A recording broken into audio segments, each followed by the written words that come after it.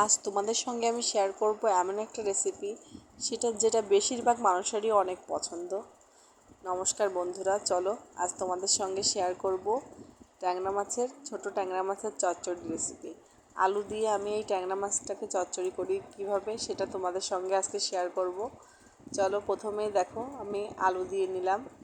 আলু দিয়ে আমি এর ভিতর দিয়ে দিয়েছি ট্যাংরা মাছগুলো দিয়ে আমি তার ভিতরে অ্যাড করে দিলাম।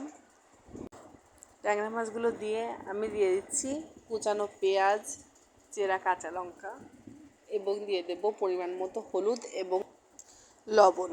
এবার দিয়ে দেব পরিমাণ মতো সরিষার তেল। এখানে সরিষার তেলটাই অবশ্যই ব্যবহার করবেন। সরিষার তেল ব্যবহার করলে কিন্তু এর স্বাদ ঘ্রাণ অনেক সুন্দর হয়। আসলে এসব মাখানো যেসব রান্না আমরা করি মেখে একসাথে, সেগুলোয় কিন্তু সরিষার তেল দিয়ে করলেই অনেক স্বাদ বেড়ে যায়। ছোটো মাছের চচ্চড়ি এই ধরনের জাতীয় বা অন্য যে কোনো মাখা যেসব ভাপা জাতীয় মাছের আইটেম আমরা করে থাকি, এগুলো সরিষার তেল দিলে কিন্তু অনেক স্বাদটা বেটার আসে। এবার সরিষার তেল দেওয়ার পর দেখুন সবগুলো উপকরণ আমি ভালো করে হাত দিয়ে ভালো করে মেখে নেব। প্রত্যেকটা মাছ এবং তরকারির গায়ে যেন ভালো করে মশলাটা মেখে যায়, সেভাবে আমি মেখে নেব। মেখে দেখুন পরিমাণ মতো জল দিয়ে এবার ঢেকে দিচ্ছি।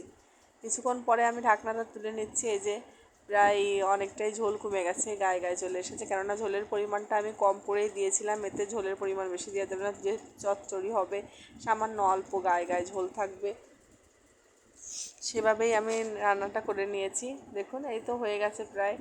এবার আমি সামান্য আর কিছুক্ষণ একটু জাল করে নিয়েই পরিবেশন করে নেব। এই তো হয়ে গেল আমার ছোটো ট্যাংরা মাছের চচ্চড়ি রেসিপি। আপনাদের সবার কেমন লাগলো জানাবেন অবশ্যই, আর অবশ্যই রান্না করে খেয়ে বলবেন কেমন লাগলো আপনাদের সবার এই রেসিপিটা। ধন্যবাদ সবাইকে, ভালো থাকবেন।